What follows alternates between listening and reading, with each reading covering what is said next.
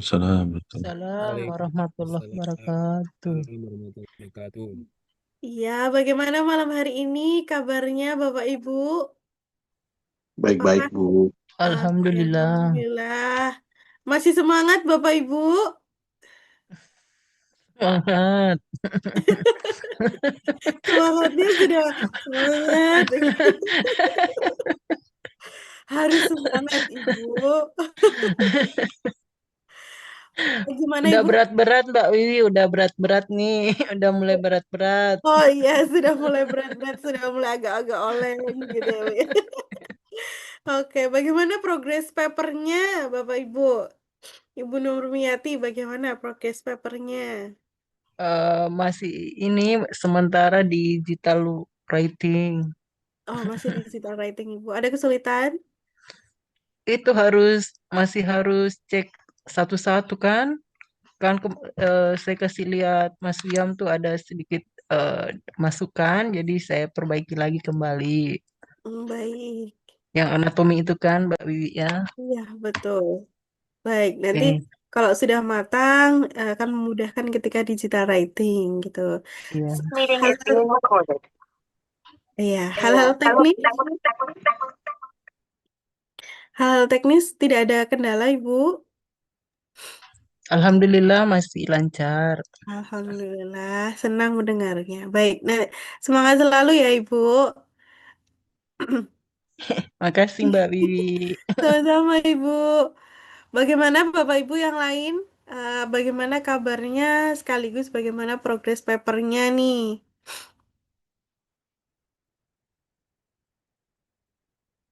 Halo? Ya, baik. Gimana Ibu? Mbak Ibu, Wiwi boleh nanya nggak? boleh. Mbak Wiwi, saya tuh kan pernah ikut pelatihan apa ya, SLR ya kalau nggak salah. Nah, di Hmm. situ tuh kan mereka menyampaikan, jadi bahwa ketika kita pengen menulis paper itu, kita harus Hmm. tahu riset question kita. Hmm. Nah, kalau misalnya saya ngelihat di body paper yang kemarin Mbak Wiwi jelaskan, kira-kira kalau riset question itu masuk kemana, Mbak? Oke, research question itu bisa dimasuk di dalam introduction, Ibu. Oh, di introduction. Jadi Hmm. masuk ke unknown yang apa? Bagian unknown yang itu tah? Setelah HNY. Oh, setelah oke, oke. Iya, betul. Apakah nanti riset question yang kita maksud itu juga nanti akan ini Mbak, apa akan inline dengan tujuan tulisan kita kah? Apa gimana? Betul. Itu akan itu menjadi istilahnya menekankan tujuan penelitian Ibu dan kan itu istilahnya harus dijawab ya. Dijawab Mm-mm. di dalam discussion nantinya, begitu. Begitu, Ibu. Hmm. Jadi, biasanya di introduction itu kayak semacam kayak hipotesis ya, Bu ya. Iya, Ya, pertanyaan penelitian begitulah. Pertanyaan penelitian dia di bagian pendahuluan, Ibu. Apa saja tuh. Kalau di tujuan, di metode kayaknya belum pernah ya. Itu pernah ada. Setahu saya di introduction, pertanyaan penelitian itu kemudian dijawab di bagian hasil penelitiannya dari analisa dari pemetaan yang Ibu sudah lakukan berdasarkan literatur yang sudah dikumpulkan, kemudian baru di discussion itu dipertegas Ibu. Begitu ya sepertinya, nggih. Oh, oke, ya udah. Nanti Iya. saya coba lagi. Nggih, Makasih, Mbak Wi. sama-sama Ibu. Oke. Kayaknya pertanyaan penelitian tidak harus banyak ya, boleh dua begitu. Monggo bisa dicoba, Ibu. Oke, baik Bapak Ibu. Ini kok suara saya tiba-tiba langsung slow ya. Tadi agak semangat nih.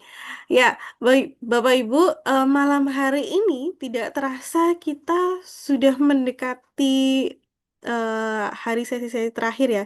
Kayaknya baru kemarin kita berjumpa di sesi pertama, Bapak Ibu ternyata kita sudah masuk di pertemuan ke-6. yang mana ini membahas jurnal tujuan Bapak Ibu.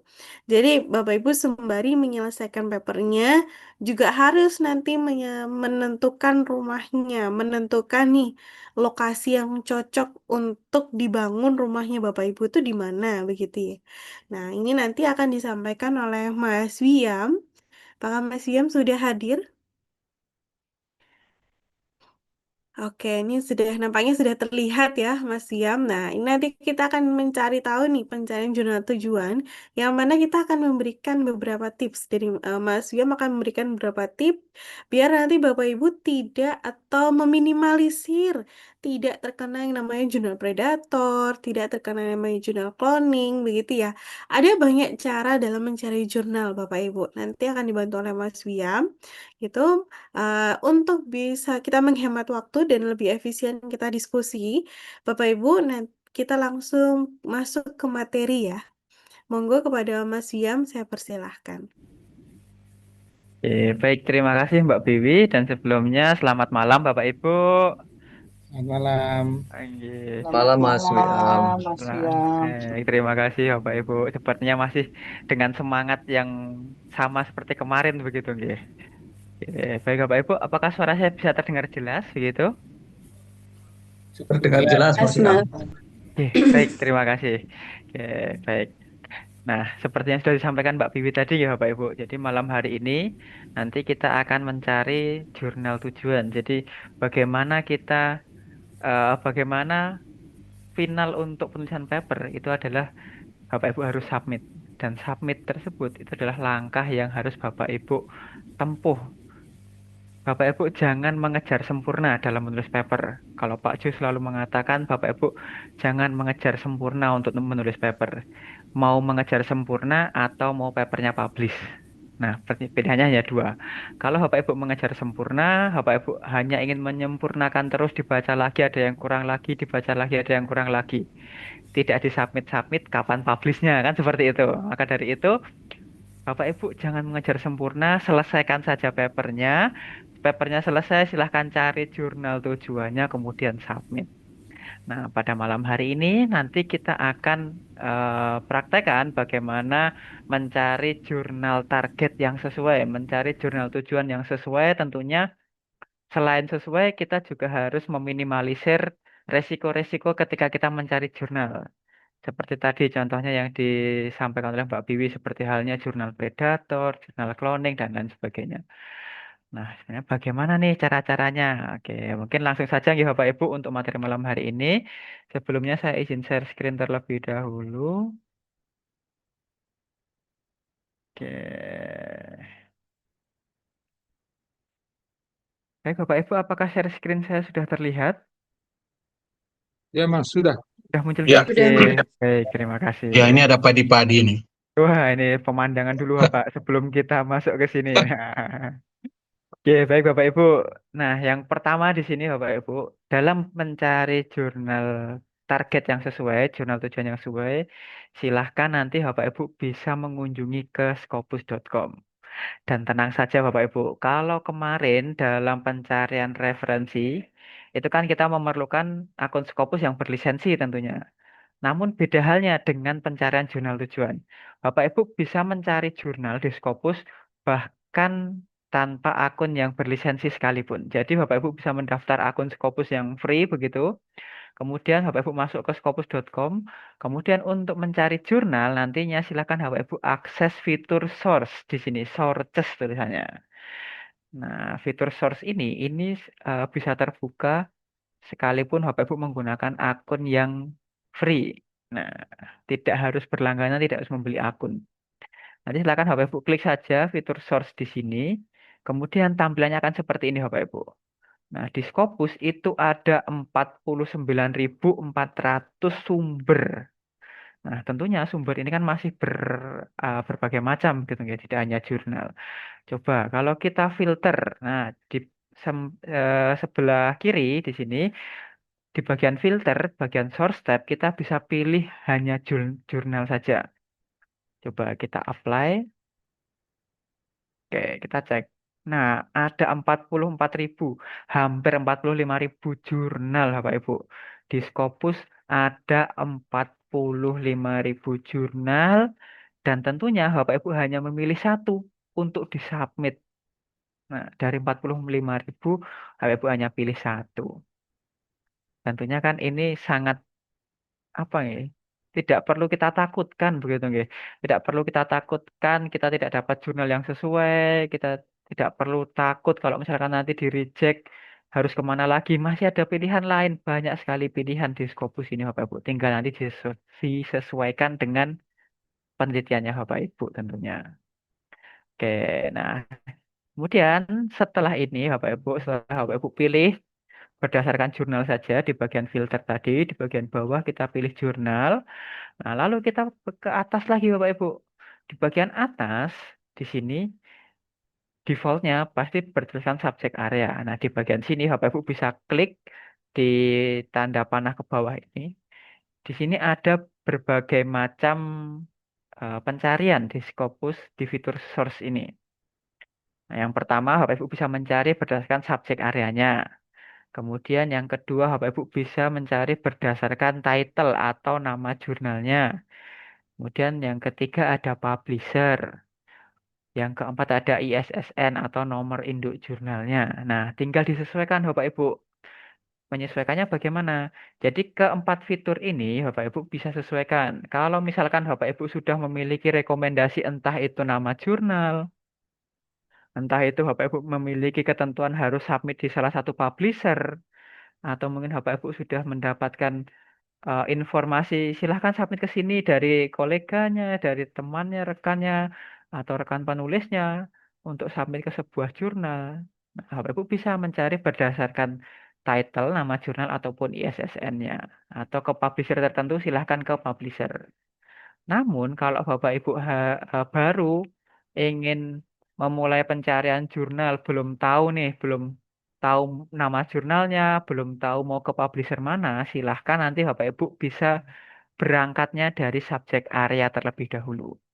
Yang mana subjek area di sini ini adalah subjek area penelitian Bapak Ibu. Subjek area dari paper yang sudah Bapak Ibu tulis.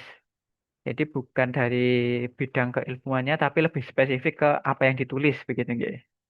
Nah, kemudian di sebelah kanannya ada bagian enter subject area di sini. Silahkan diklik dulu. Lalu nanti akan muncul Bapak Ibu. Di Scopus itu sudah akan diklasifikasikan eh, berdasarkan subjek area tertentu. Misalkan agricultural and biological science. Di dalamnya ada agronomi, aquatic science, forestry, insect, plants, dan lain sebagainya. Kemudian ada art and humanities. Nah, nanti di sini Bapak Ibu bisa ketikkan terkait dengan subjek area penelitian Bapak Ibu. Nah, mungkin sampai di sini Bapak Ibu, mungkin ada yang mau menjadi salah satu volunteer Bapak Ibu yang mau kita coba untuk praktekkan pencariannya. Ada Bapak Ibu subjek areanya apa begitu? Mungkin salah satu, monggo. Manajemen. Manajemen. Oke, baik. Manajemen. Manajemen. Nah, manajemennya banyak nih, Ibu. Manajemen yang bagian apa kira-kira? Monggo.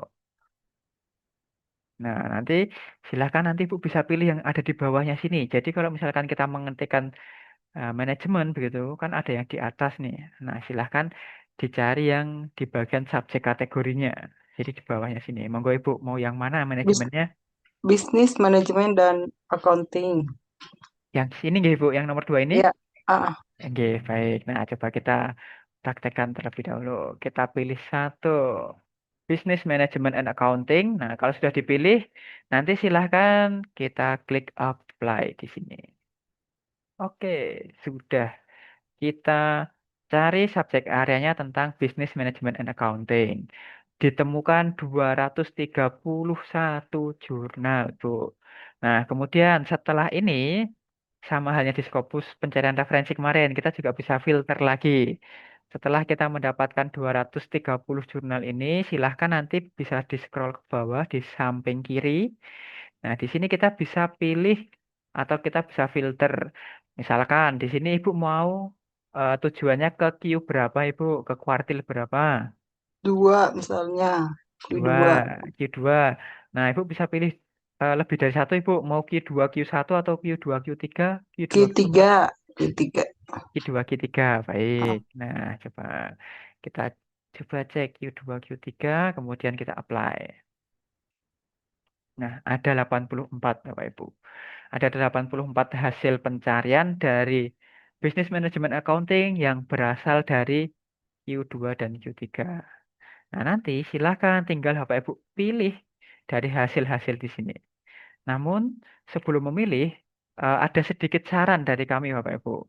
Sedikit saran, sedikit tips dan trik dari Rumah Scopus bagaimana kita memilih jurnal yang sekiranya mungkin peluang kita diterima itu besar. Nah, kita bisa bermain peluang berdasarkan jumlah dokumen terbitnya yang terbanyak.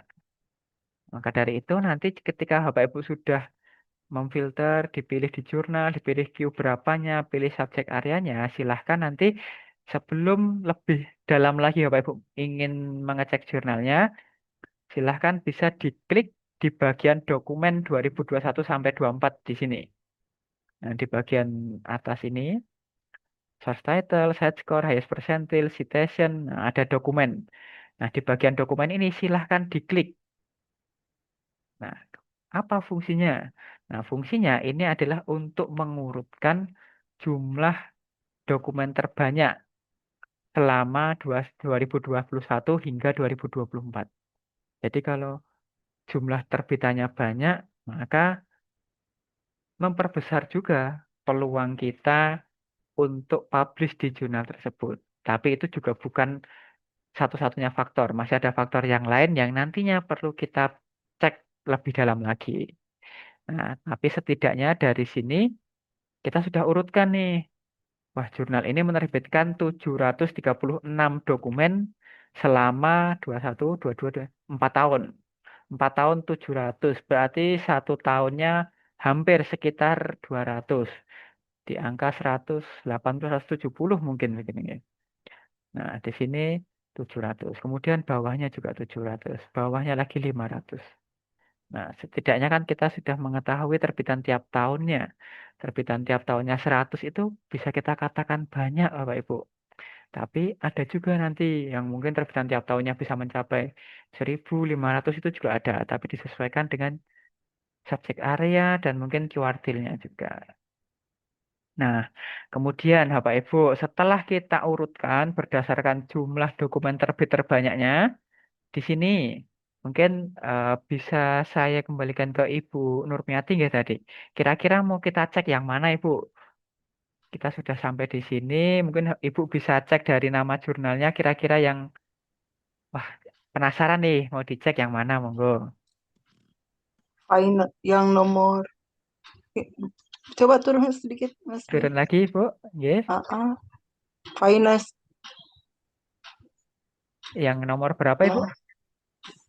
Coba nomor 6 karena region itu untuk daerah ya. G. Ekonomi daerah. Ekonomi daerah. Oke, nah coba nggih kita cek.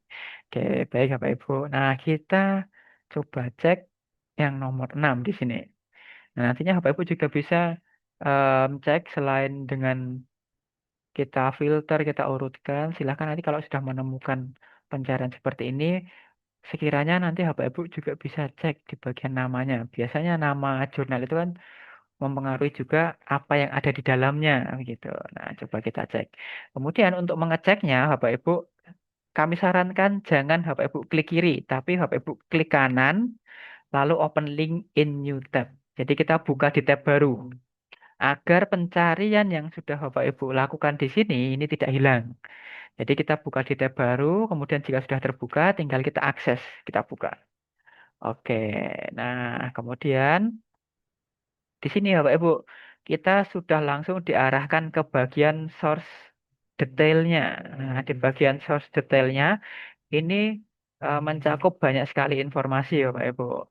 Tentunya yang perlu kita cek pertama, yang harus mata kita tertuju itu adalah ke bagian years currently covered by Scopusnya. Nah, kita pastikan Bapak Ibu, kita pastikan bahwa jurnal ini masih tercover di Scopus setidaknya sampai tahun ini.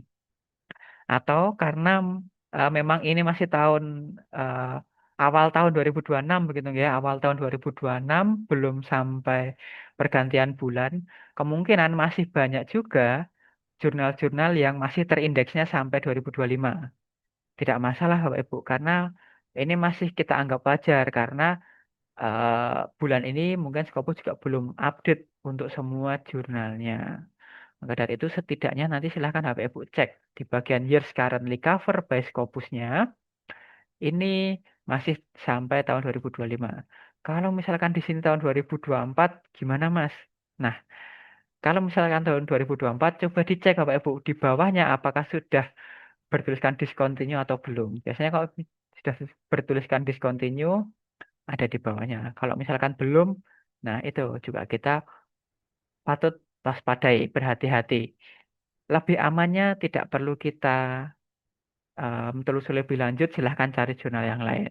Namun kalau seperti ini, tahunnya masih aman, tidak ada bertuliskan cover discontinue in Scopus, maka oke, jurnal ini masih bisa kita katakan aman. Kita bisa kita kategorikan layak untuk kita cek lebih lanjut lagi. Oke, nah kemudian Bapak Ibu setelah dari tahun di bawah tahun ini ada publisher Bapak Ibu. Kembali lagi kalau misalkan Bapak Ibu ada ketentuan harus submit ke publisher tertentu atau bahkan ada publisher-publisher yang dihindari begitu. Karena kami juga sempat mendengar ada beberapa publisher yang isunya begitu ya, isunya itu di blacklist dari beberapa institusi seperti dari BRIN, Dikti, begitu ada memblacklist atau bisa dikatakan tidak menyarankan untuk submit di beberapa publisher seperti MDPI, Frontier, Hindawi, begitu. Namun kalau di institusi Bapak Ibu tidak ada pembatasan publisher, jadi untuk publisher tersebut juga aman-aman saja.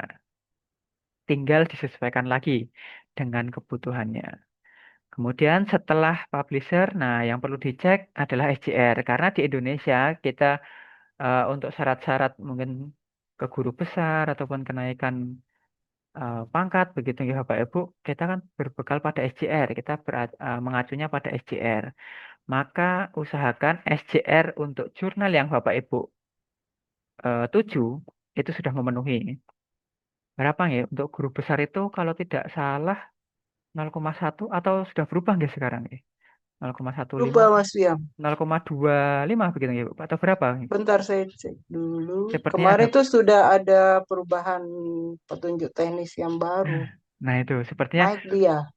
iya sepertinya akhir-akhir ini sudah naik begitu nggak ya, Bu? Iya, naik. 0, berapa? 2 atau 0,25 sepertinya kalau tidak salah. Kalau di Q3 itu SDR-nya harus lebih besar dari 0,2. Nah itu, nah baik Bapak Ibu. Jadi itu harus dipertimbangkan juga begitu nggak Ibu? Nanti kalau misalkan Ibu misalkan ada ketentuan juga untuk SJR-nya harus minimal berapa, silahkan dipastikan lagi SJR-nya di sini. Kalau Ada untuk juga Mas Wiram selain SDR, IF impact factor ya impact harus lebih faktornya. besar dari 0,05. Ya, nah Itu nanti lihatnya di mana? di bawah sini Bu. Nanti impact faktornya bisa berupa side score di sini Bu. Jadi side score-nya itu Mm-mm. nanti kita bisa cek. Nah ini kan 1,7. Jadi bahwa kita mengatakan side score ini kalau kita publish di jurnal ini, kita berpeluang mendapatkan citasi.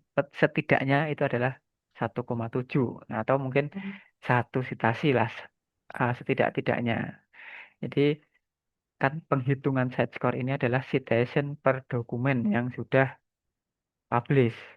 Kalau jumlah dokumennya banyak, citasinya juga harus banyak. Jumlah dokumennya berkurang, maka citasinya berkurang.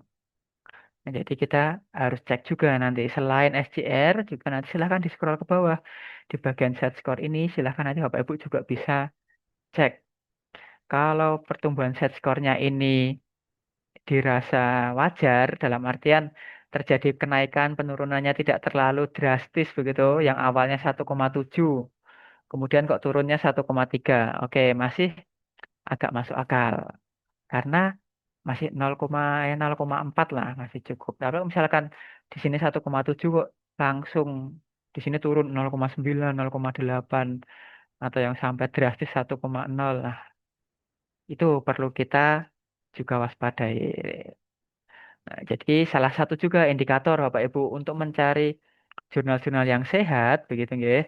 Jurnal-jurnal yang sehat, silahkan nanti dicek juga set score-nya. Kemudian tadi untuk memastikan kalau SJR-nya untuk Q3 itu harus lebih dari 0,2. Nah, untuk Q-nya nanti silakan Bapak Ibu bisa scroll ke bawah di bagian persentil sama seperti pencarian referensi kemarin. Kalau Bapak Ibu ingin mengetahui Q-nya, silahkan ke bagian persentilnya. Di sini ada 50% persentilnya. Berarti jurnal ini berada di Q2. Ya, Q2 50 sampai 74. Q2 49 sampai 25, Q3. Berarti ini ada di Q2. Oke, nah nanti silahkan Bapak Ibu. Kalau ada Bapak Ibu yang sambil praktek gitu ya, sambil malam hari ini sambil mengikuti sambil praktek, silahkan bisa dicek-cek sampai bawah. Nah, kemudian selain set score, yang tidak kalah penting Bapak Ibu, yang perlu kita cek adalah Scopus Content Coverage-nya.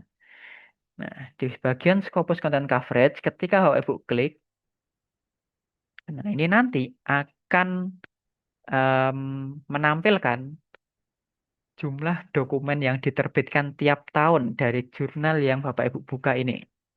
Dari jurnal Economy of Region ini ternyata tiap tahunnya jurnal ini menerbitkan sekitar ya 80, 90, terus yang 2025 ini 60.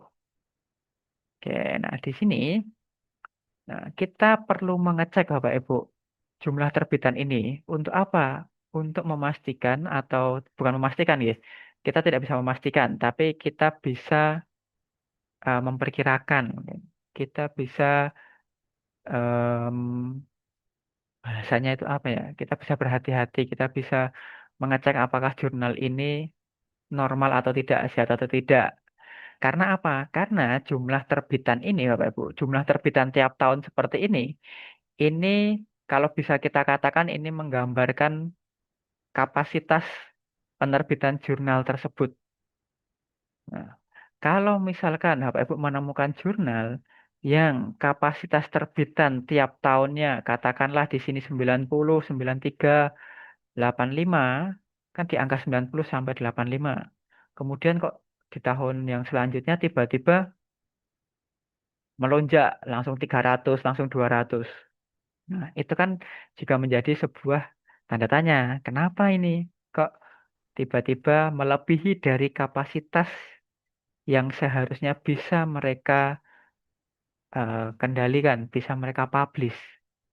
Nah, itu menjadi sebuah pertanyaan. Atau kalau bisa kita katakan, jurnal-jurnal yang demikian itu jurnal-jurnal yang berpotensi predator. Jadi kita tidak bisa mengatakan jurnal ini predator, jurnal ini jurnal yang tidak baik. Tidak bisa.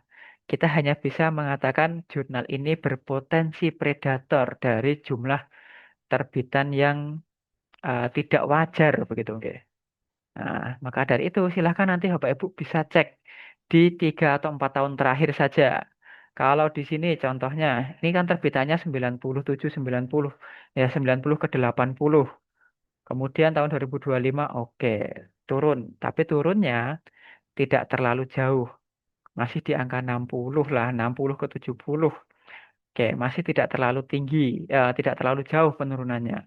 Kalau misalkan mengalami penurunannya terlalu jauh, misalkan dari 85 langsung turun setengahnya ke 40, ke 30 bahkan. Nah, itu juga bisa kita katakan, kenapa nih jurnal ini kok yang awalnya banyak kok tiba-tiba menurun. Itu kan kita tidak bisa tahu, Bapak Ibu. Jadi, em, kapan jurnal itu akan menerbitkan banyak, kapan jurnal itu akan menerbitkan sedikit, itu kita tidak bisa mengkontrol, kita tidak bisa mengetahui. Nah, jadi kita hanya bisa mengantisipasi, kita tidak salah masuk ke jurnal itu dari jumlah dokumen terbitnya. Jadi kan jurnal predator itu adalah jurnal-jurnal yang ya mereka hanya ingin meraup keuntungan yang sebanyak-banyaknya. Nanti setelah Bapak Ibu diminta untuk membayar, ternyata jurnalnya discontinue. Kan sangat sayang sekali Bapak Ibu. Maka dari itu, silahkan Bapak Ibu mencari jurnal-jurnal yang jumlah terbitannya dirasa wajar atau sehat begitu ya Bapak Ibu. Kapasitasnya puluhan, oke, berarti di atasnya puluhan. Turun sedikit, naik sedikit tidak masalah. Yang penting penurunannya tidak 2 kali lipatnya atau setengahnya, kenaikannya juga tidak langsung mendadak 2 kali lipatnya. Itu masih bisa kita katakan wajar atau normal. Nah, kalau Bapak Ibu sudah mengecek di Scopus Content Coverage-nya, kemudian sudah dikategorikan, oke lah, jurnal ini termasuk jurnal yang layak untuk kita cek lebih dalam lagi. Nah, silahkan nanti Bapak Ibu scroll ke atas, silahkan Bapak Ibu cari ISSN-nya. Nah, fungsinya untuk apa Bapak Ibu? Fungsinya ISSN ini akan sangat membantu kita untuk kita mengunjungi homepage jurnal yang asli atau homepage jurnal yang benar, rumah yang benar. Jadi selain jurnal predator, kita juga harus eh, berhati-hati dengan yang namanya jurnal cloning, yang mana homepage-nya benar, websitenya itu benar-benar menyerupai, benar-benar sama dengan yang asli. Tapi ternyata setelah kita submit di dalamnya, paper kita tidak terindeks. Nah, berarti kita salah masuk ke website atau homepage jurnal cloning, Bapak Ibu. Maka dari itu, untuk masuk ke homepage jurnal yang aman, homepage jurnal yang asli, begitu, Bapak Ibu jangan sekali-kali mengetikkan nama jurnalnya di Google, kemudian masuk melalui Google. Jangan. Karena dikhawatirkan kita akan diarahkan ke homepage yang cloning. Maka dari itu, silahkan nanti Bapak Ibu copy dulu ISSN-nya untuk kita masuk ke homepage jurnalnya. Kita copy ISSN-nya, kemudian untuk masuk ke homepage jurnal, kami sarankan Bapak Ibu masuk melalui Simago GR. Sini, simagogr.com. Kemudian kalau Bapak Ibu sudah mengakses simagogr.com, tinggal Bapak Ibu masukkan saja ISSN-nya di kolom pencarian. Seperti ini. Kita pastekan ISSN tadi, kemudian enter. Lalu kalau sudah, kita scroll ke bawah, akan ditemukan nama jurnalnya sudah sesuai Economy of Region. Tinggal kita klik Bapak Ibu. Nah, kalau sudah diklik, kita sudah masuk ke source detailnya di bagian Simago ini. Nah, silahkan nanti Bapak Ibu scroll ke bawah, Bapak Ibu scroll saja. Oke, nah ternyata tadi ketika kita cek di Scopus, jurnal ini sudah berada di Q2, 50% persentilnya. Tetapi ketika kita buka di SJR, di Simago, itu masih Q3. Tidak masalah Bapak Ibu, karena memang Simago ini update-nya itu lebih telat begitu ya, lebih lama dibanding Scopus. Kalau di Scopus kan bisa update setiap bulan. Tapi kalau di SJR kemungkinan mereka update-nya mungkin 1 tahun sekali atau mungkin beberapa bulan sekali. Jadi yang kita ikuti adalah tetap yang dari Scopus. Scopus Q2 ya udah berarti jurnal ini Q2 bukan Q3. Oke. Kemudian di sini nah coverage-nya juga di Simago itu masih sampai 2024. Di Scopus sudah 2025. Jadi untuk data-data di Simago ini Bapak Ibu tidak perlu memperhatikan secara tidak perlu menjadi sebuah masalah begitu ya. Yang kita jadikan patokan adalah yang di Scopusnya. Dan fungsi Simago ini adalah pintu masuk untuk ke homepage-nya. Maka dari itu, silakan Bapak Ibu scroll ke bawah saja, cari di bagian information, kemudian bertuliskan home. Tinggal nanti Bapak Ibu klik saja home ini, nanti akan diarahkan Bapak Ibu ke dalam homepage jurnal yang benar, homepage jurnal yang asli. Oke. Nah, Economy of Region. Ternyata ini sepertinya jurnalnya dari Rusia, begitu ya, dari namanya gitu. Nah, kemudian setelah Bapak Ibu masuk ke homepage jurnal seperti ini, biasanya yang langsung dituju atau yang langsung Bapak Ibu ingin ketahui itu pasti APC-nya atau pembayarannya atau mungkin wah ini biayanya berapa ya Mas ya? Nah, seperti itu. Jangan Bapak Ibu, masalah APC, masalah pembayaran, masalah bayar membayar, itu nanti dulu Bapak Ibu. Kita bisa cek mungkin nomor 2, nomor 3. Yang perlu kita cek nomor 1 atau yang perlu kita cek pertama itu adalah kesesuaian jurnal ini dengan apa yang kita tulis. Maka dari itu silahkan nanti Bapak Ibu ketika mengunjungi homepage jurnalnya silahkan cek yang paling pertama itu adalah di bagian aim and scoop-nya. Nah, pastikan aim and scoop-nya itu sesuai. Nanti silakan Bapak Ibu klik aim and scoop. Nah, untuk beberapa jurnal memang langsung menuliskan aim and scoop-nya itu langsung tertulis jelas seperti ini. Tapi mungkin nanti beda jurnal juga beda gaya selingkungnya begitu ya Bapak Ibu. Nanti silakan Bapak Ibu cari yang bertuliskan aim and scoop. Oke. Kemudian jika sudah masuk ke aim and scoop, Bapak Ibu silahkan baca secara teliti.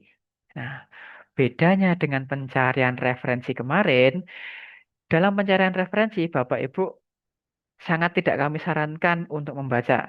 Tapi untuk pencarian jurnal, silahkan gunakan waktu Bapak Ibu untuk membaca secara detail dalam pencarian jurnal ini. Karena Bapak Ibu harus memastikan jurnal yang dituju itu harus sangat sesuai dengan apa yang Bapak Ibu tulis. Nah, maka dari itu silahkan nanti Bapak Ibu masuk ke bagian AMN Scoop. Lalu setelah masuk ke AMN Scoop, silahkan Bapak Ibu baca-baca apa saja yang dikehendaki oleh jurnal ini. Nah, kalau misalkan di sini masih dalam bahasa Inggris dan untuk saya pribadi bahasa Inggris saya masih kurang bagus Bapak Ibu, kurang ya saya kurang memahami bahasa Inggris. Tinggal kita translate saja Bapak Ibu. Untuk mentranslate-nya nanti silahkan Bapak Ibu klik kanan di bagian kosong di mana saja. Kemudian pilih di bagian fitur translate to. Kalau misalkan masih translate to English, klik saja Bapak Ibu. Klik translate to. Nah, kemudian di bagian sini, bagian pop-up kecil ini ada titik 3. Silahkan diklik, kemudian choose another language. Kemudian pilih bahasanya ke Indonesia. Kalau sudah tinggal ditranslate atau tidak. Nah, nanti dalam full satu halaman ini akan tertranslate dalam bahasa Indonesia. Kemudian di sini tinggal nanti Bapak Ibu baca apa saja yang menjadi cakupan dalam jurnal ini, ruang lingkupnya apa saja, penelitian yang diterima itu terkait apa saja, silahkan dibaca-baca. Nah, mungkin dari Bu Nurmiati tadi Ini Mas, memilih jurnal ini apakah sesuai atau Nggak tidak? ketemu, Tidak nggak sesuai sesuai. mungkin, nggak sesuai. Nah, mungkin kalau nanti kurang sesuai, nah silahkan cari jurnal yang lain. Maka dari itu, Bapak Ibu, kalau Bapak Ibu em, ketika mencari jurnal kemudian langsung mencari APC-nya, nanti Bapak Ibu sudah tergiur dengan harga yang murah, tapi ternyata setelah dicek IMN Scoop-nya akan mengecewakan. Ternyata wah murah nih, tapi nggak sesuai. Nah, maka dari itu silahkan cari yang sesuai dulu, baru cek harganya berapa. Seperti halnya Bapak Ibu memilih suatu barang, mau beli barang, wah barangnya cocok ini, barangnya sesuai. Tapi setelah dicek harganya, kok kemahalan. Ganti, geser, cari lagi yang lain. Begitu Bapak Ibu. Oke, sebenarnya tadi ada Pak Sylvester yang on mic. Bagaimana Bapak? Ada yang ingin tanyakan? iya Mas. Bagaimana Bapak? Yang pertama memang saya setuju bahwa jurnal harus sesuai dengan topik penelitian itu clear lah gitu. Oke. Tapi kita mau karena jurnal ini yang tadi bahasanya adalah rumah yang mau kita tuju. Tapi kita juga pingin ada rumah yang berbayar, ada rumah yang gratis gitu. Ngekosnya juga nggak terlalu inilah gitu Mas. Itu. Oke. Gimana sih menemukan itu? Kalau itu satu. Yang kedua, dari pengalaman Mas dan teman-teman di Rumah Scopus, apakah memang jurnal-jurnal yang di Rumah Scopus itu garantinya 100% bahwa mereka tidak eh, predator misalnya kayak gitu? Kalau itu seperti apa sih Scopus sendiri ya? Dari sisi Scopus menggaranti bahwa memang jurnal ini 100% memang bukan jurnal predator atau discontinue tadi, kayak gitu. Oke, baik ya Pak. Oke, ada lagi Pak? Itu aja dulu, Mas. Oke, baik Bapak. Terima kasih. Nah, ini pertanyaannya cukup menarik begitu ya Bapak Ibu. Mungkin saya jawab dari pertanyaan yang kedua dulu Bapak Ibu. Em, terkait tentang apakah kita bisa menjamin jurnal itu benar-benar ini jurnal ini aman 100% tidak predator. Jawabannya adalah tidak bisa. Bahkan di Scopus sendiri mereka itu juga tidak bisa mengeklaim langsung bahwa jurnal ini akan seterusnya aman. Jurnal itu, semua jurnal itu pasti akan em, discontinue. Hanya saja kapannya itu yang kita tidak bisa ketahui. Dan kembali lagi, untuk mengetahui jurnal itu akan discontinue atau tidak, jurnal itu predator atau tidak, kita tidak bisa masuk ke ranah tersebut. Itu bukan ranah kita sebagai penulis. Jadi, kalau yang sering Pak Jo katakan, urusan jurnal itu biarkan yang mengurus adalah editor. Biarkan mengurus urusan dari editor dan Scopusnya. Kita sebagai penulis, yang bisa kita maksimalkan, yang bisa kita optimalkan adalah kemampuan kita dalam memproduksi paper. Apa ini? Oke, sebentar.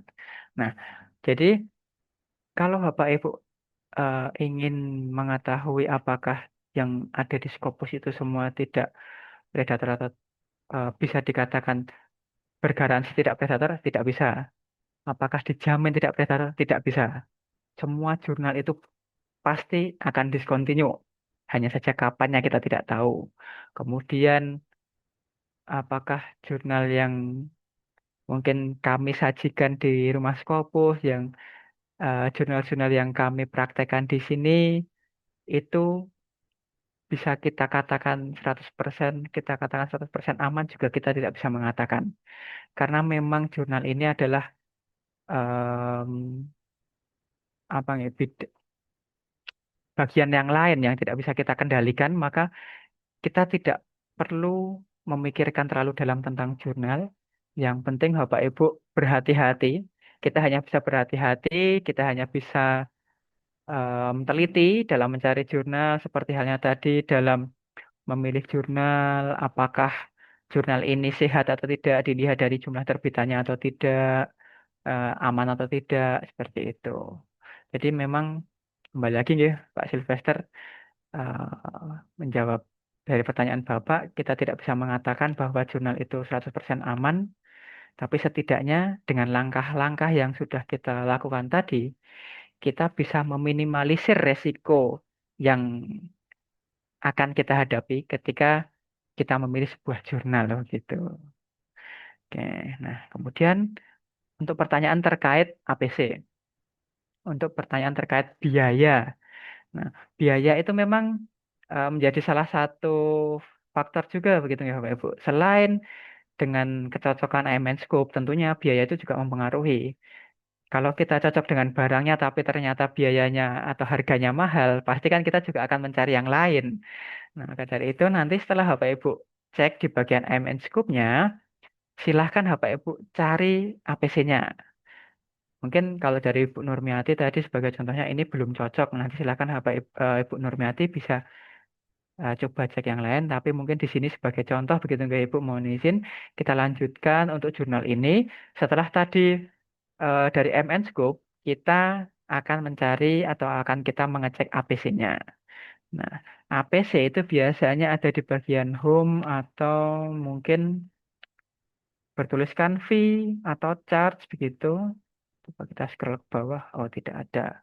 Nah, kalau tidak ada, mungkin ada di bagian get for author. Get for author, coba kita find APC, tidak ada. Kita fee, nah submission fee. Oke, di sini. Di sini tertuliskan ada submission fee. There are no any submission or publication fee. The processing, Free. formatting, reviewing, archiving, publication are free of charge. Nah, ini kita malah langsung mendapatkan yang free, Bapak Ibu. Apakah benar-benar free ini atau ada mungkin ada embel-embel lain? Tidak ada, benar-benar free. Nah, ini ternyata jurnal yang gratis ini Bapak Ibu. Ketika Bapak Ibu submit pengajuan tidak ada pembayaran, publikasi tidak ada pembayaran, pemrosesan format dan pengarsipan publikasi tidak dikenakan biaya. Wah, bisa nih Bapak Ibu. Mungkin ada di sini Bapak Ibu yang terkait manajemen mungkin selain Ibu Nurmiati yang Ada saya. wah ini Bapak mungkin terkait. UMKM bisa ya di sini ya? Nah, coba Bapak kita cek AMN Scoop-nya. AMN Scoop-nya jurnal ini pengalaman ekonomi perkotaan, pemodelan ekonomi regional, pembangunan negara. Dia nggak eksplisit ya.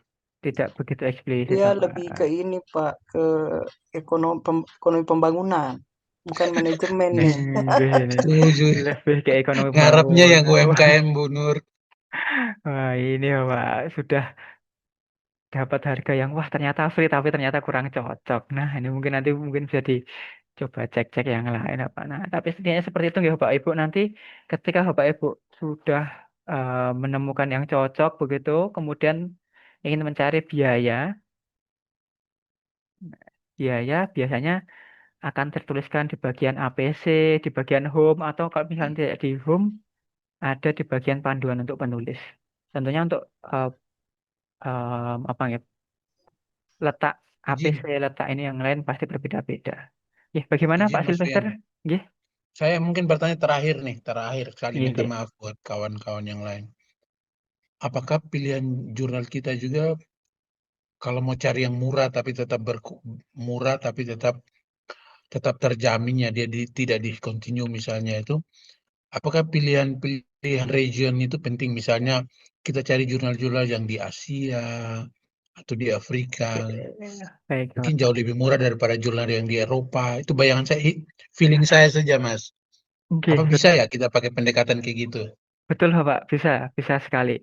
Jadi nanti ada cara kedua lagi, Bapak. Setelah ini nanti akan kita praktekkan bagaimana kalau misalkan kita ingin mencari jurnal-jurnal yang dirasa eh, lebih harganya lebih masuk akal, lebih ramah di kantong untuk kita orang Indonesia. Tentunya seperti tadi yang Bapak sampaikan bahwa kita bisa mencari melalui regionnya.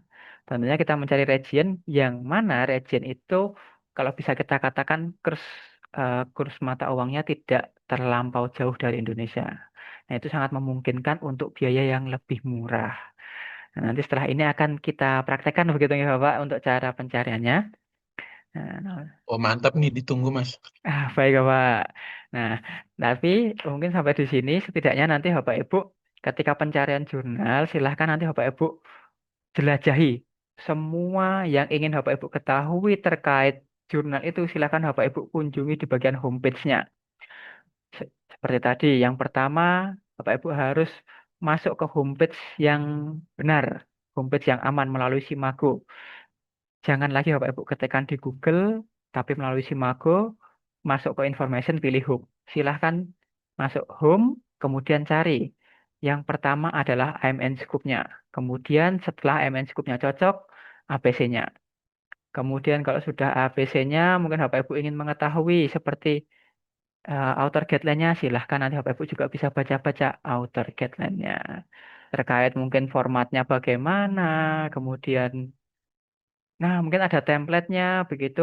Nah, silakan nanti Bapak Ibu cek lagi apakah jurnal tujuan Bapak Ibu mengharuskan menyesuaikan template atau tidak. Kalau misalkan harus ada template yang disesuaikan, silakan di-download terlebih dahulu. Besok di sesi yang ketujuh kita akan praktekkan bagaimana penyesuaian template itu secara cepat. Tidak perlu bersusah payah, kita tinggal pindahkan saja sesuai template. Nah, begitu Bapak Ibu. Nanti silakan dibaca-baca lebih dalam lagi terkait jurnal yang ingin Bapak Ibu tuju.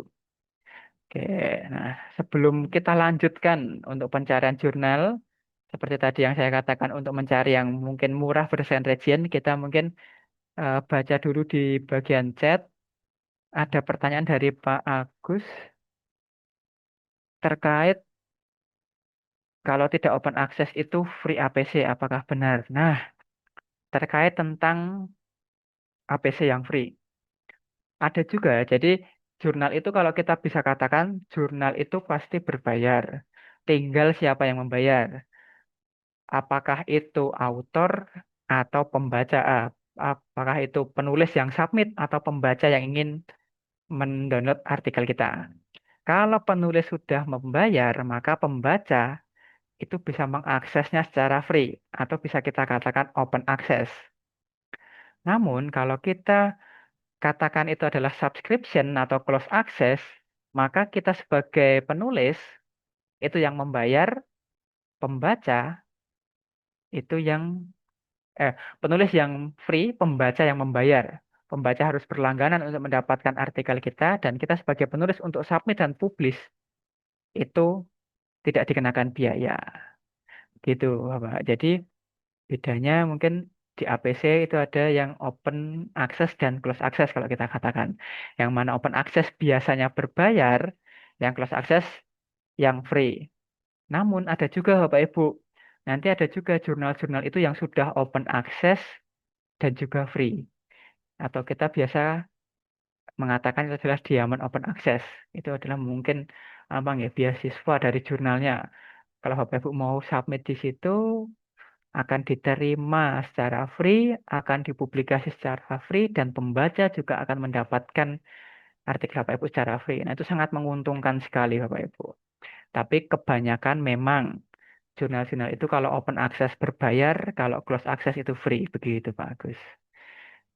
Kemudian untuk pertanyaan kedua, ada jurnal Scopus luar negeri, ada juga dalam negeri. Pengalaman dari jurnal Scopus mana yang lebih mudah, lebih cepat respon? Nah, kalau kita katakan dari pengalaman kami pasti sangat beragam Bapak Ibu. Kita juga tidak berani mengatakan yang dari luar negeri lebih cepat, dari dalam negeri lebih lama itu tidak bisa kita katakan seperti itu juga Bapak Ibu. Karena memang setiap jurnal itu, kembali lagi, jurnal itu kan tetap yang mengorganisir itu adalah manusia. Pasti ada orang di belakang jurnal tersebut. Kalau memang apa enggak organisir jurnal itu, manajemen jurnal itu bagus, pasti prosesnya juga akan cepat. Prosesnya cepat, prosesnya tepat, artikel-artikel yang diterima itu juga mendapatkan impact yang bagus, disitasi oleh banyak orang, jurnalnya juga baik. Tapi kalau jurnal itu kurang bagus, kemungkinan memang responnya lebih lama. Atau mungkin em, bukan kita klasifikasikan luar negeri dalam negeri. Mungkin jurnal-jurnal yang baik, maaf bukan baik, jurnal-jurnal yang di kuartil tinggi dan kuartil bawah. Jurnal-jurnal yang dua kuartil tinggi, misalkan dari jurnal Q1, Q2, itu mungkin responnya lebih cepat. Karena memang jurnal itu berbayar dan juga banyak orang yang terlibat di dalamnya. Editornya banyak, reviewernya banyak, maka prosesnya lebih cepat. Tapi kalau jurnal-jurnal yang baru terindeks Scopus, misalkan mereka baru mulai merangkak dari Q4, baru mencari kuartil, menaikkan kuartil mereka, mungkin mereka baru memiliki sumber daya manusia yang minim. Maka mungkin ketika Bapak Ibu submit ke dalamnya, editornya juga terbatas. Di lain sisi mungkin editornya juga memiliki pekerjaan lain yang menyita banyak waktu, jadi prosesnya agak lama. Reviewernya juga terbatas. Kalau misalkan hanya memiliki 3 reviewer, kemudian dokumen yang masuk langsung 20, pasti antrinya juga akan lama. Nah, mungkin seperti itu Bapak Ibu. Jadi, kalau bisa kita tidak bisa mengatakan begini, kita tidak bisa mengatakan mana yang lebih cepat. Namun, opsi dari kami, Bapak Ibu, untuk kita mengetahui kira-kira prosesnya itu yang lebih cepat yang mana, silahkan nanti Bapak Ibu bisa mengunjungi homepage jurnalnya. Nah, di bagian homepage itu biasanya di bagian arsip nanti terdapat dokumen-dokumen yang sudah publish. Nah, kita bisa cek di sini Bapak Ibu. Oke, oh ini arsipnya current issue coba.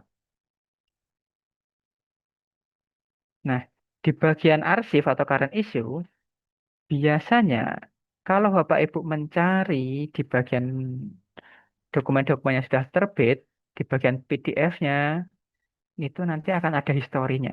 Coba kita cek apakah di jurnal ini mencantumkan historinya atau tidak. Full text.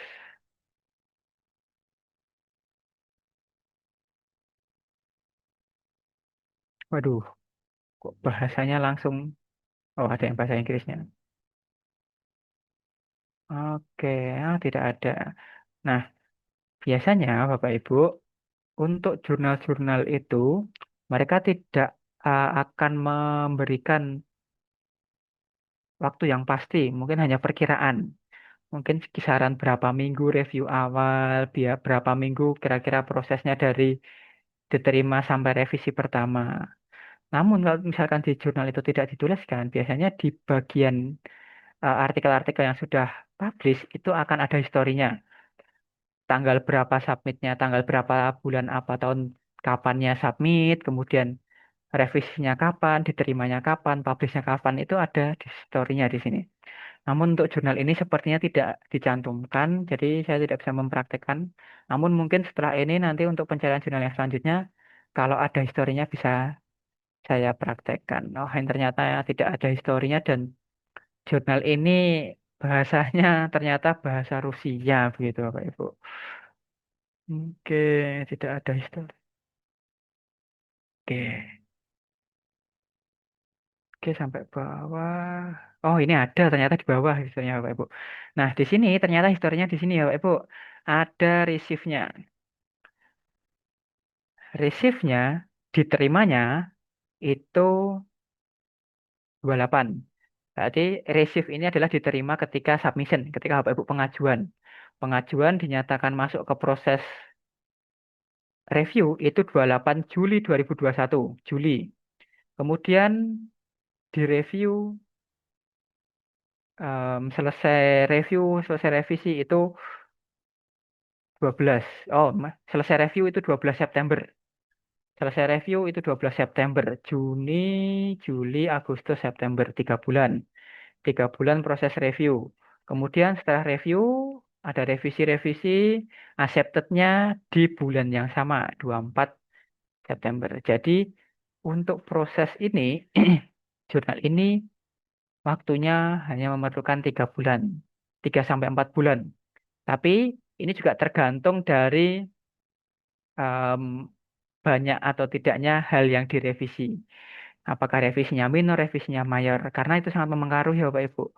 Memang reviewnya 3 bulan, tapi setelah direview 3 bulan, ternyata autornya merevisi dari reviewer ini hanya cukup mungkin sekali revisi sudah langsung benar semua.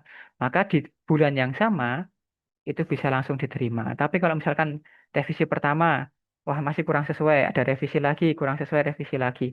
Nah, itu juga akan mempengaruhi lama waktunya. Tapi setidaknya dari sini kita memiliki sebuah gambaran bahwa, oh oke, jurnal ini waktu terbitnya dari submit sampai publish mungkin sekitar 4 bulan.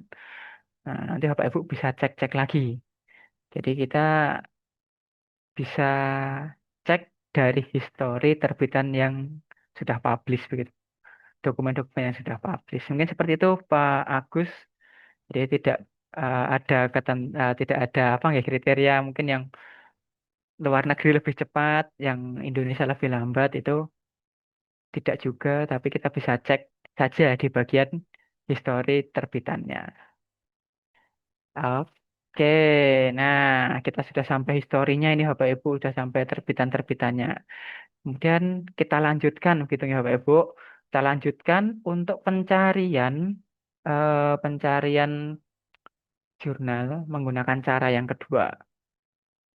Nah, seperti yang ditanyakan oleh Pak Bapak Sylvester tadi, kalau misalkan kita ingin mencari harga yang ya agak masuk akal lah untuk orang Indonesia, apakah bisa menggunakan pencarian by region? Nah, bisa, Pak.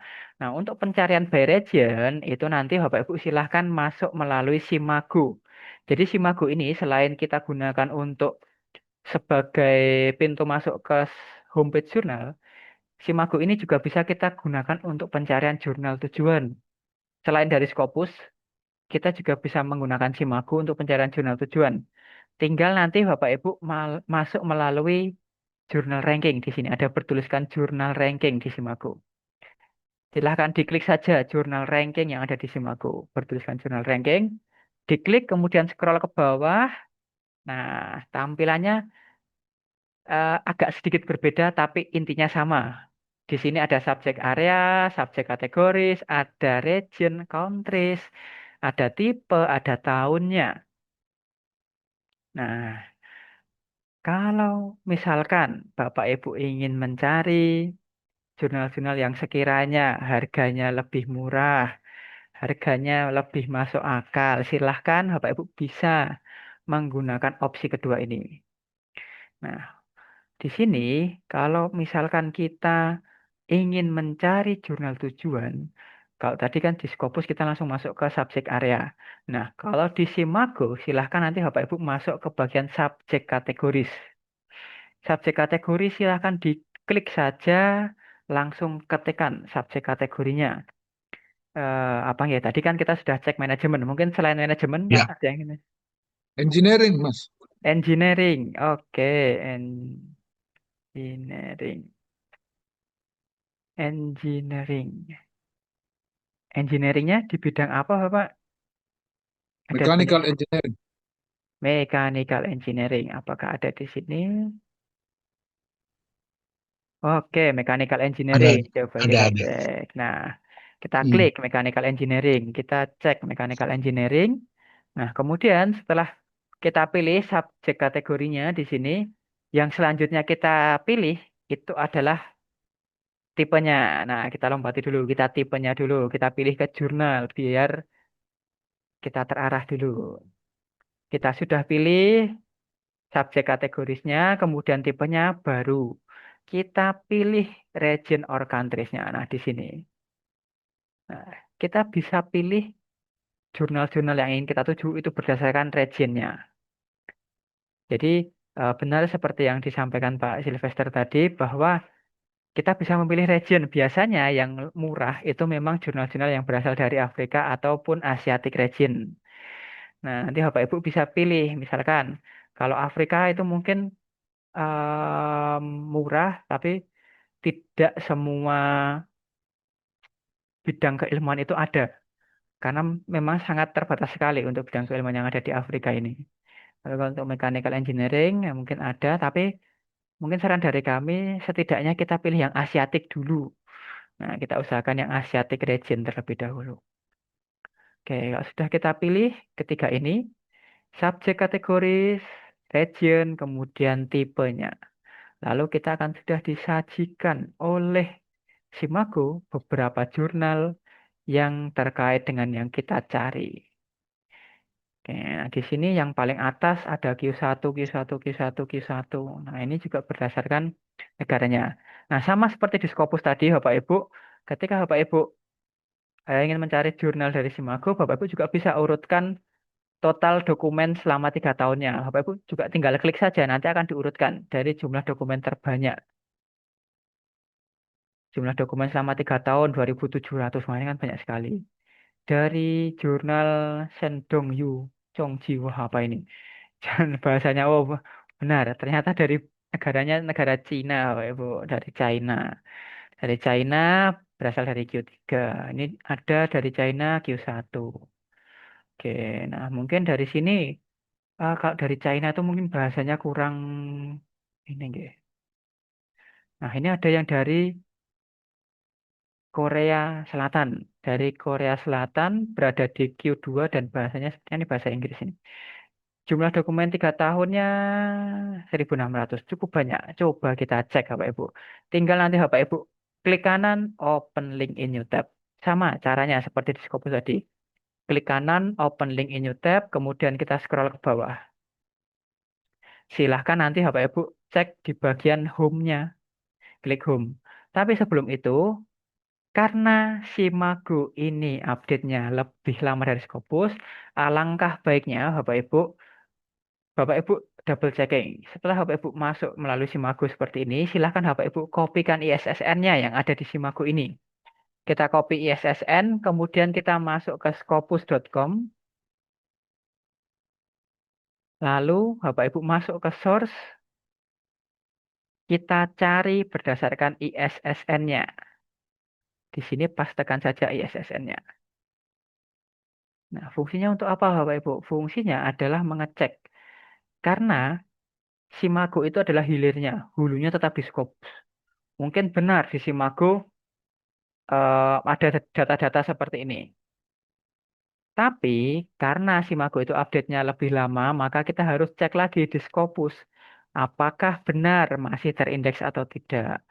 Nah, ternyata di Scopus di sini masih terindeks sampai tahun 2025. SJR-nya juga cukup tinggi. Kemudian yang tidak kalah penting adalah Scopus Content Coverage-nya. Di Simago itu tidak menampilkan Scopus Content Coverage. Dan Scopus Content Coverage ini sangat penting, Bapak Ibu. Kita bisa gunakan sebagai apa ya, acuan mungkin ya. Acuan untuk kita mencari jurnal yang sehat. Nah, seperti Mas, nanti ya. itu 600 ke 65 itu tidak tricky ya? Nah, ini Bapak. Tidak Jadi tricky kan? jadi di 600 ini kan masih tahun 2025, sedangkan yang 65 ini tahun 2026. Tahun 2025 sudah tutup tahun. Kita sudah masuk tahun 2026. Nah, di tahun 2026 saja sudah 65. Berarti diperkirakan jurnal ini ketika sudah tutup tahun di tahun 2026 itu akan mencapai angka sekitar 600, 500, 600-an lah mungkin. Jadi di awal ini saja baru 65. Jadi ke depannya itu pasti akan masih banyak peluang untuk kita publish di sini. 65. Mantap. Iya, jadi masih membuka peluang yang besar untuk kita publish di jurnal ini di tahun ini. Jadi yang kita lihat adalah 3 sampai 4 tahun terakhir. Kalau kita masih di awal tahun 2026, silahkan nanti Bapak Ibu cek di tahun 2024 sampai 2022. Di 2024 sampai 2022 ini mungkin terbitannya kan stabil 600, 590, 568 begitu. Jadi kan stabil, tidak terlalu tinggi, tidak terlalu rendah. Nah, kemudian tahun 2026 saja di awal kita sudah dapat 65. Maka ke depannya pasti juga akan banyak lagi untuk memenuhi kuota atau memenuhi kapasitas terbitan jurnal ini sebanyak 600 begitu, Bapak. Oke, nah kalau kita cek di Scopus sudah oke aman, sudah kita cek pastikan lagi di Scopus aman, secara currently cover masih tercover, terbitan tahun 2026 sudah ada, terbitan sebelum-sebelumnya masih di angka yang wajar, baru kita masuk ke Simago, kita kunjungi home-nya. Kita kunjungi home-nya, kemudian save all cookies. Nah, dari Springer. Dari Springer kita sudah masuk ke homepage jurnalnya. Di homepage jurnalnya silahkan nanti Bapak Ibu sama seperti tadi. Cari dulu yang namanya aim and scope. The aim of the journal. Oke, coba kita bahasa Indonesia kan. Disiplin ilmu utama dan terkait dari teknik mesin, baik empiris maupun teoritis. Nah, ini Bapak mungkin ada yang cocok begitu terkait jurnal ini, mungkin terkait cakupannya, ini tentang teknik mesin, dinamika getaran, teknik suara, teknik fluida, mekanika, pada dan desain. Nah, ini banyak sekali Bapak Ibu. Mungkin ada Bapak Ibu di sini juga yang terkait mechanical engineering, IMN scope-nya cocok juga di sini. Nah, coba kita cek. Yang selanjutnya adalah saat-saat yang mendebarkan ini Bapak Ibu, kita cek APC-nya sudah cocok-cocok, nanti APC-nya mahal. Nah, coba kita cek. Apakah ada di bagian for author? Coba pre-submission.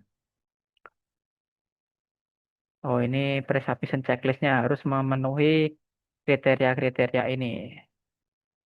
Coba kita cek submission guideline-nya. Di bagian submission guideline, nah ini ada instruction for author. Oke, instruction for author. Kemudian ada lagi? Oh, tidak ada. Nah, kita cek instruction for author-nya. Harus mendownload.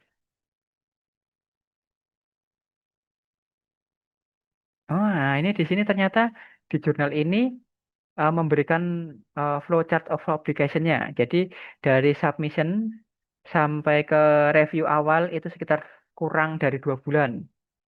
Kemudian first decision, apakah lanjut ke proses review atau tidak, itu sekitar 1 bulan. Masuk ke auto revision 1 bulan, review 1 bulan, final decision ke publish sampai ke publish 2 bulan. Berarti sekitar 6 bulan, Bapak Ibu. 6 bulan untuk publish. Nah, kemudian di sini juga ada beberapa template yang harus Bapak Ibu lengkapi. Ada MS Word template. Nah, kalau misalkan ada seperti ini, silahkan diklik saja. Kita download saja template-nya, Bapak Ibu. Kemudian untuk menyesuaikan template, ini akan kita bahas besok. General Submission Agreement Form, Preparation,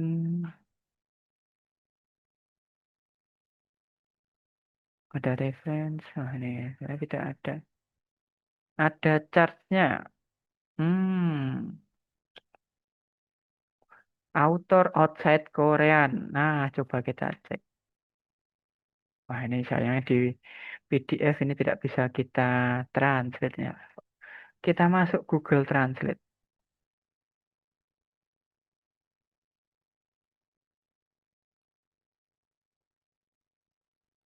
6 halaman pertama, setiap halaman dikenakan biaya $45 per halaman. Untuk makalah lebih dari 12 halaman, maka dikenakan sebesar $55 per halaman. $45 itu berarti, 15.000 nah itu IDR berapa ini? kali 700, 15.000. iya sekitar, nah ini sekitar 750 Bapak, sekitar 760 per halaman. Kalau Bapak Ibu menulis 10 halaman, berarti 7 juta. Murah ini Bapak Ibu, 10 halaman 7 juta. Kalau Bapak Ibu menulis lebih dari 12, baru nanti halaman ke-13 itu biayanya $55. Gitu Bapak. Benar berarti kalau kita mencari yang jurnal dari regionnya tidak terlalu jauh dari Indonesia, mungkin masih masuk akal. 10 halaman untuk satu artikel itu masih kita katakan standar. Dan juga biayanya masih juga kita katakan ya terjangkau lah. 7 juta untuk publikasi di Scopus, why not? Nah, kan seperti itu Bapak Ibu. 7 juta publish di Scopus, terindeks Scopus. Gitu. Gitu Bapak. Jadi cara-cara seperti ini tadi bisa Bapak Ibu terapkan juga dalam pencarian jurnal tujuannya. Kalau Bapak Ibu menemukan jurnal di scopus.com-nya langsung, biasanya harganya memang mahal-mahal. Karena mungkin yang disajikan memang jurnal-jurnal terbaiknya, jurnal-jurnal yang berasal dari luar negeri, dari US, dari Eropa, dari Italia, dari Rusia, mungkin mahal-mahal. Tapi kalau kita geser, kita cari jurnal-jurnal yang ada di kawasan Asiatic region, dari Afrika, mungkin lebih murah. Karena memang ya kurs mata uangnya tidak terlalu jauh dari Indonesia. Oke, itu Bapak Ibu. Oke, mungkin dari cara yang kedua ini, apakah ada yang ditanyakan sampai di sini? Itu bagus, punya pertanyaan bagus tuh Om. Gimana? Yang jurnal dalam negeri itu. Oke, ini yang tadi Bapak. Hmm. Jadi dalam negeri dan luar negeri itu sebenarnya kalau kita katakan lebih cepat responnya yang mana, tidak bisa kita apa ya, tidak bisa kita langsung mengejudge, wah ini jurnal Indonesia mesti lama, wah ini jurnal luar negeri lebih cepat, tidak bisa. Tapi kita bisa cek. Nah, misalkan seperti ini, kalau misalkan jurnal ini memiliki terbitan yang mencantumkan historinya, kita bisa cek dari historinya. Atau kita bisa cek dari author guideline-nya, apakah dituliskan atau tidak. Biasanya jurnal-jurnal dari publisher-publisher besar seperti Elsevier, Springer, itu mereka kan menuliskan langsung review awalnya berapa, lama waktunya tunggunya berapa itu langsung dituliskan.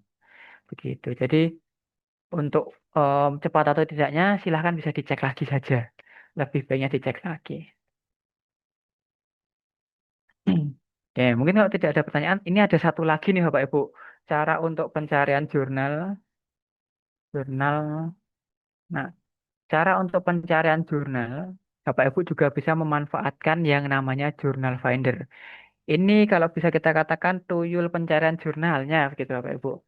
Jadi di Journal Finder ini kita akan dibantu oleh aplikasi Journal Finder, dan Journal Finder ini biasanya dimiliki oleh publisher-publisher besar seperti Elsevier, Springer, Emerald, Wiley, apalagi nih, Tyler and Francis, MDPI, dan lain sebagainya. Nah, Bapak Ibu, di sini tinggal klik saja, misalkan saya contohkan dari Elsevier. Nah, di bagian Journal Finder dari Elsevier ini, tinggal nanti Bapak Ibu masukkan abstrak yang sudah Bapak Ibu buat. Mungkin sebagai contoh, saya ambilkan saja dari referensi yang saya miliki. Oke, itu ada. Mungkin dari sini. Nah, ini ada.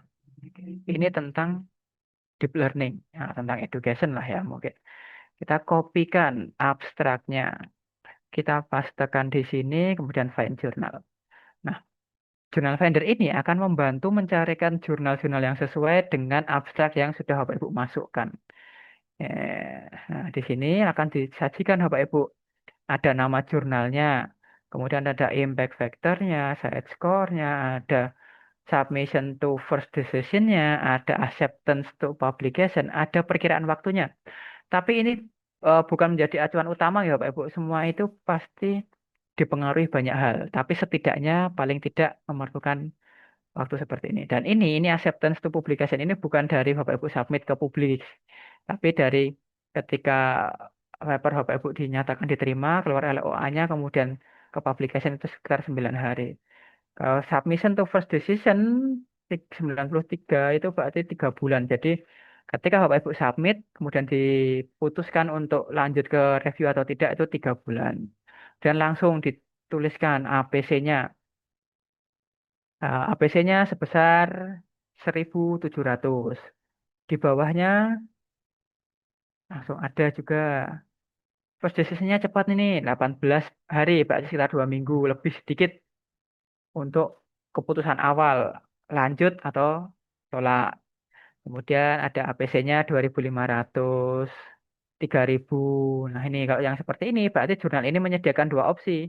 Ketika nanti Bapak Ibu submit, kemudian mau publish, akan diberikan opsi mau yang open access atau subscription, open atau close. Kalau open berbayar 3.000, close access tidak berbayar. Nah, misalkan Bapak Ibu tertarik nih mau mengunjungi, silakan visit jurnal page. Visit jurnal page di sini, nah langsung akan diarahkan ke homepage jurnalnya Bapak Ibu. Silahkan Bapak Ibu bisa eksplorasi di sini. Apa yang ingin Bapak Ibu ketahui dari lama waktunya, dari pembayarannya, atau mungkin Bapak Ibu mau cross check juga ke Scopus, itu lebih baik Bapak Ibu masuk cari SSN-nya, masuk ke Scopus, cek lagi di Scopus masih terindeks atau tidak, aman atau tidaknya, begitu Bapak Ibu. Oke, itu. Jadi ada ketiga cara ini begitu ya Bapak Ibu. Kami merekomendasikan ketiga cara ini untuk Bapak Ibu mencari jurnal tujuannya. Silahkan nanti Bapak Ibu bisa praktekkan, Bapak Ibu bisa coba terapkan cara-cara langkah-langkah yang saya praktekkan di sini untuk pencarian jurnal tujuannya. Nah, kemudian sebenarnya di sini sudah ada pertanyaan dari Pak Agus. Bisakah kita memperbanyak peluang? Jadi satu artikel kita submit ke beberapa jurnal secara sekaligus, mana yang cepat respon diterima itu kita pilih. Nah, ini mungkin pertanyaan yang cukup sering ditanyakan oleh Bapak Ibu juga webinar-webinar sebelumnya ataupun peserta camp. Dan yang sering Pak Jo jawab ketika ada pertanyaan seperti ini, kalau kita kirimkan satu artikel kita ke beberapa jurnal, itu adalah cara cepat untuk bunuh diri. Nah, itu yang digarisbawahi oleh Pak Jo adalah bahwa kita tidak boleh mensubmit satu artikel ke beberapa jurnal. Karena kita tidak tahu apakah masing-masing jurnal yang kita submit itu saling terkait atau tidak. Dan juga di deklarasi ketika Bapak Ibu submit ke sebuah jurnal, di jurnal itu sudah mengatakan bahwa naskah atau dokumen yang Bapak Ibu submit ke jurnal tersebut itu belum pernah dipublikasi, belum pernah dikirimkan, belum pernah diserahkan ke jurnal lain sebelumnya. Jadi ada deklarasi tersebut.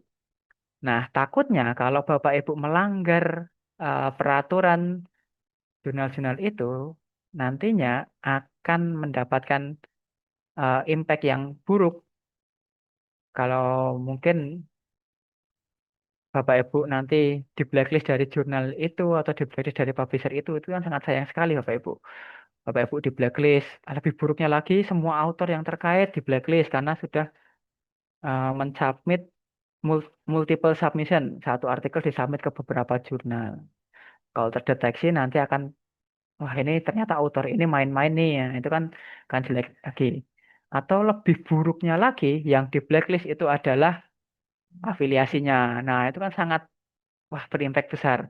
Jadi sebaiknya Bapak Ibu satu artikel cukup submit satu jurnal. Tunggu sampai ada keputusan, tolak, pindah jurnal lain. Tolak lagi pindah jurnal lain. Jadi ibarat kata kita menulis paper, kita ingin tembus ke Scopus. Bapak Ibu ingin tembus ke Scopus, jangan hanya berbekal satu peluru, jangan hanya berbekal satu paper. Kalau Bapak Ibu hanya berbekal satu peluru, pasti Bapak Ibu akan takut untuk tembus ke Scopus. Bapak Ibu silahkan perbanyak peluru yang Bapak Ibu miliki, tembakkan ke berbagai macam penjuru. Tinggal nanti mana yang kena. Bapak Ibu buat banyak paper, satu paper kirim ke jurnal A, paper berikutnya kirim ke jurnal B, paper berikutnya kirim ke jurnal C. Baru mana yang mendapatkan respon paling cepat. Itu yang akan kita perbaiki. Jadi Bapak Ibu jangan buat paper satu, submit, tunggu. Nggak ngapa-ngapain. Jangan. Tapi Bapak Ibu membuat paper satu, submit ke jurnal, lupakan. Lupakan, Bapak Ibu tulis artikel berikutnya, sambil menunggu balasan dari jurnal, artikel yang nomor 2 jadi, kirimkan, nanti dapat balasan dari jurnal yang pertama, Bapak Ibu revisi dari jurnal yang pertama, kalau misalkan direvisi, kalau misalkan ditolak, silahkan pindah ke jurnal lain. Jadi, memang dalam penulisan paper, itu kita tidak bisa mengandalkan hanya satu paper untuk tembus ke Scopus, Bapak Ibu. Bapak Ibu silahkan perbanyak papernya, percepat produksi papernya, karena itu adalah senjata utama kita kalau kita mau tembus ke Scopus. Begitu, Bapak. Jadi sangat tidak kami sarankan dan jangan sekali-kali mungkin Bapak Ibu lakukan cara submit satu artikel ke beberapa jurnal. Oke. Jadi begitu Bapak Ibu. Nah, mungkin sampai di sini ada lagi yang ingin ditanyakan. Coba contohkan jurnal dalam negeri, Mas. Jurnal dalam negeri. Nah, coba kita cek apakah ada jurnal dari Indonesia. Kita cari di Simago. Oke, nah di Simago tadi, oke, di Simago terkait mechanical engineering. Coba kalau kita mencari dari Indonesia, dalam negeri dari Indonesia, kita pilih Indonesia. Nah, ada Pak dari Indonesia ini ada Journal of Engineering and Technological Science dari Indonesia berada di Q3. Kemudian dari Indonesia ada di Q2. ASEAN Journal of Science of Engineering. Nah, coba kita cek salah satu yang dari Indonesia. Mungkin untuk apa ya? Menjawab pertanyaan tadi apakah lebih cepat atau tidak dari ITB. Nah, ini jurnal dari Indonesia. Apakah prosesnya lebih cepat atau tidak? Coba kita cek di bagian current issue. Oh, belum ada. Ke arsip. Oke, di tahun-tahun sebelumnya kita cek. Kalau bisa kita cek, nah PDF-nya.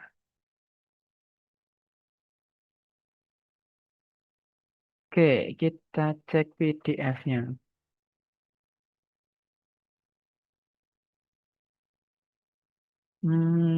Apakah ada dijelaskan di sini historinya? Oh, ini ada. Nah, historinya di sini ada. Manuskrip receive diterima 27 Mei. Mei receive revisinya 26 Desember.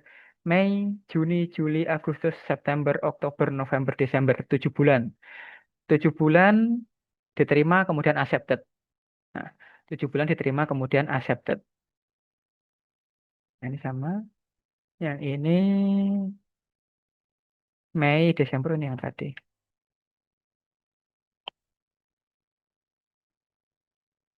Yang ini tadi Mei. Ini ini November. Nah, ini April. Nah, ini ada first revision dan second revision. Jadi revisinya 2 kali. April, Mei, Juni, Juli, Agustus, September, Oktober, November. 7 bulan. Sama seperti tadi, 7 bulan ke revisi awal. Kemudian November, Desember. Revisi yang kedua, Desember. Desember revisi yang kedua, selesai revisi yang kedua langsung accepted. Jadi 8 bulan. Nah, berarti untuk jurnal ini memang waktunya sekitar 7 bulan. Oke, jadi untuk jurnal baik Indonesia ataupun luar negeri sebenarnya sama. Untuk waktunya yang tadi kita cek yang dari Korea tadi ada 6 sampai 7 bulan. Ini juga sekitar 7 bulan. Waktu sama. Kemudian coba kita cek apakah APC-nya lebih murah atau tidak. Kita cek about the journal. Oh, kok oke masih bermasalah. Coba kita cek about apa di home ada fee APC oh tidak ada. Focus and scope, author guideline, privacy, author fee. Nah ini author fee. Author coba kita translatekan.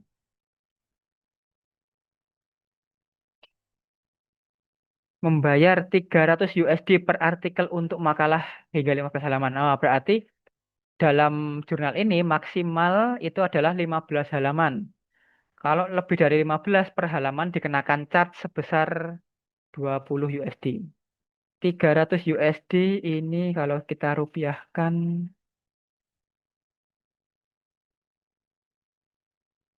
5 juta. Nah, ini murah ini Bapak Ibu. Ini lebih murah ini Bapak. Dari Indonesia, jurnal dari Indonesia terkait mechanical engineering 5 juta untuk 15 halaman pertama. Lebih dari itu, lebih ini.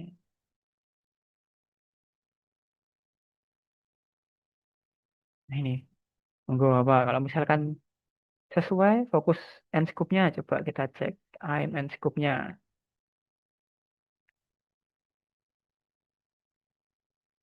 Teknik kimia, teknik elektro, teknik geoteknik, ilmu lingkungan, permukaan bumi, struktur, teknik sipil, teknik mesin dan lain sebagainya. Nah, ini terkait tadi engineering, engineering and teknologi. Kalau mungkin di sini ada Bapak Ibu yang dari engineering and teknologi, kemudian mau mencari yang murah, ini ada salah satu opsi nih murah ini Bapak Ibu. Cuma 5 juta untuk satu kali publish satu terbitan maksimal 15 halaman biayanya 5 juta. Oke, seperti itu Bapak Ibu. Enggak, namanya ini dari ITB. Waktunya sekitar 7 bulan. Oke, begitu Pak Basri ini adalah salah satu contoh jurnal yang dari Indonesia. Makasih, Mas. Iya, sama-sama Pak. Oke, baik Bapak Ibu. Bagaimana untuk pencarian jurnal? Apakah ada yang ingin tanyakan lagi? Atau mungkin Bapak Ibu sudah sambil praktek ini atau sudah menemukan? Monggo Bapak Ibu ada yang ingin tanyakan? Atau cukup jelas, cukup ingin praktek begitu Bapak Ibu? Tadi yang di ITB itu ada juga Q1 ya Mas ya? Kalau di ini tadi Q2 Bapak, yang kami cek tadi Q2. Ya, monggo Bapak Ibu yang lain. Kalau sudah tidak ada yang ingin ditanyakan, nah mungkin kalau sudah tidak ada yang ingin ditanyakan juga waktu juga sudah menunjukkan pukul 21 begitu. Oh, ada Pak Agus. Silahkan Pak Agus, ada yang ingin ditanyakan? Nggih, terakhir insya Allah. Iya. Terkait memperbanyak peluang ini Mas. Bagaimana kalau tadi kan satu artikel ditujukan ke beberapa jurnal itu bunuh diri, bahasa Pak Jo. Oke. Bagaimana kalau begini? Satu artikel memang temanya sama, begitu kita gandakan dengan kalimat yang berbeda, judul yang intinya sama, tapi kalimatnya yang berbeda. Kemudian kita kirim ke beberapa begitu, dengan berbeda kalimatnya tapi intinya sama.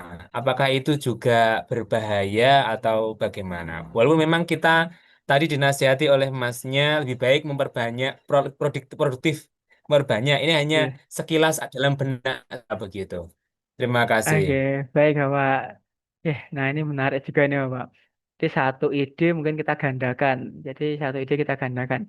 Sebenarnya dalam artian kita kan tidak memiliki dua paper, itu bisa. Tapi sebaiknya untuk satu ide, kalau yang dibahas sama, walaupun kita tulis dengan bahasa yang berbeda, dengan susunan yang berbeda, sebaiknya itu satu saja. Itu juga kurang kami sarankan. Karena nantinya kalau misalkan satu diterima, satunya juga diterima, ketika sudah ada yang terpublish, nah ternyata dicek lagi tentang plagiasinya mungkin. Nah, itu tuh pasti akan terdeteksi bahwa eh plagiasinya tinggi. Selain itu, juga jurnal itu tidak hanya mendeklarasikan, meminta deklarasi dari penulis itu tentang dokumen yang sudah publish sebelumnya atau belum. Yaitu, tapi juga terkait tentang data. Jadi kalau misalkan satu ide datanya sama, tapi hanya kita gandakan, datanya sama, hanya mungkin penyajiannya yang berbeda, kalimatnya berbeda, itu pasti kan juga akan bermasalah, Bapak. Jadi tidak hanya dalam bentuk susunan papernya, tapi juga datanya. Kalau Bapak menulis mungkin satu penelitian, Bapak buat yang satu paper satu adalah data yang pertama, kemudian paper dua data yang kedua, itu masih bisa. Tapi kalau satu penelitian, satu data, Bapak buat menjadi dua paper yang membahas hal yang sama, datanya sama, hanya berbeda penyajiannya, berbeda kalimatnya, itu juga masih kita kategorikan satu paper. Jadi tidak kami sarankan, Pak. Begitu, Pak Agus. Yes, siap. Terima kasih sarannya Mas. Yes, terima kasih Pak Agus pertanyaannya. Oke, baik ada Ibu Ida yang ada yang ingin ditanyakan, Ibu, silahkan. Baik, Mas Wiam, tadi saya tertarik dengan pertanyaannya Pak Agus, mungkin saya sedikit nyambung. Kebetulan saya itu punya data analisis awal, Mas. Ya, data analisis awal ini sebenarnya bisa dipakai untuk dua paper dengan dua judul yang berbeda, atau bahkan tiga paper sebenarnya. Tapi apakah itu diizinkan? Jadi satu data awal ini dipakai untuk tiga paper, walaupun dia membahas hal yang berbeda. Apakah itu boleh atau tidak? Itu yang pertama. Kemudian Mas Wiam tadi yang kedua, saya itu sempat mencoba mencari-cari beberapa jurnal yang sesuai dengan Mas Wiam tadi sampaikan. Ini sebenarnya ada jurnal yang cocok dengan saya. Hanya saja dia dalam satu tahun itu memang terbit 4 kali. Hanya saja ketika saya cek ternyata forthcoming isunya itu udah penuh. Jadi sampai dengan akhir tahun 2026 itu dia udah penuh. Nah, apakah artinya itu tuh sebenarnya sampai akhir tahun 2026 itu apakah artikel itu memang sudah otomatis akan diterbitkan atau sebenarnya apa ya Mas itu baru ngedaftar aja untuk mengisi itu aja atau gimana? Itu. Iya. Ya, baik Ibu. Nah, mungkin dari pertanyaan yang pertama tadi terkait dengan satu data, kita bisa pecah menjadi beberapa paper. Bisa. Yang penting yang pembahasannya berbeda. Jadi itu masih bisa dilakukan Ibu. Jadi misalkan Ibu memiliki sebuah data awalnya begitu nggih. Kemudian Ibu bisa menulis 3 paper dengan judul yang berbeda, dengan pembahasan yang berbeda itu boleh. Tapi yang tidak boleh itu seperti tadi, kalau misalkan satu pembahasan, satu data, tapi 2 paper. Hanya susunan beda, kalimatnya berbeda, itu tidak boleh. Tapi kalau misalkan pembahasannya berbeda, arah pembahasannya berbeda, arah apa ya, arah penulisannya berbeda, apa yang ingin dituju dari paper yang pertama apa, dari paper yang kedua apa, yang ketiga apa, berbeda itu masih boleh. Namun kalau sama itu tidak boleh. Kemudian yang kedua terkait tadi jurnal hot isunya untuk 2026 sudah penuh. Nah, itu biasanya jurnal itu sudah banyak menerima paper untuk yang direncanakan publish di 2026. Walaupun masih dalam bentuk antrian. Jadi belum 100% yang ada itu bakalan publish belum. Tapi masih dalam antrian. Misalkan jurnal itu memang memiliki reviewer 4 dan 4 reviewer itu hanya memiliki kapasitas mungkin dalam 1 tahun ini mereview 50 atau 100 paper begitu. Nah, kalau misalkan antriannya sudah mencapai 200, 300, nah itu kan sangat banyak sekali yang harus disaring. Nah, biasanya jurnal itu juga akan menutup yang dikatakan bahwa untuk tahun ini sudah penuh begitu Ibu. Jadi penuhnya itu bukan langsung yang ada itu publish, tapi setidaknya ada antrian yang akan melakukan proses selama tahun 2026 ini. Jadi kalau misalkan Ibu menemukan jurnal yang seperti itu, kalau Ibu submit, pasti akan langsung ditolak karena jurnal itu sudah menekankan di awal bahwa untuk tahun 2026 ini kuotanya sudah terpenuhi. Semuanya sudah penuh, tinggal publishnya dan tidak menerima kiriman lagi seperti itu, Ibu.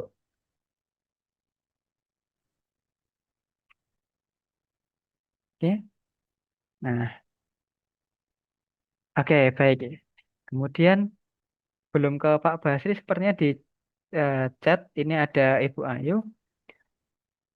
Kalau kebalikannya, bagaimana jika misal kita membuat 4 artikel, tembak 4 jurnal berbeda, ternyata 2 diterima di respon, namun yang mau kita fixkan satu saja, apakah tidak masalah mengabaikan jurnal yang lain yang tidak dilanjutkan? Nah, begini Ibu, terkait dengan misalkan Ibu memiliki 4 artikel, dikirim ke 4 jurnal.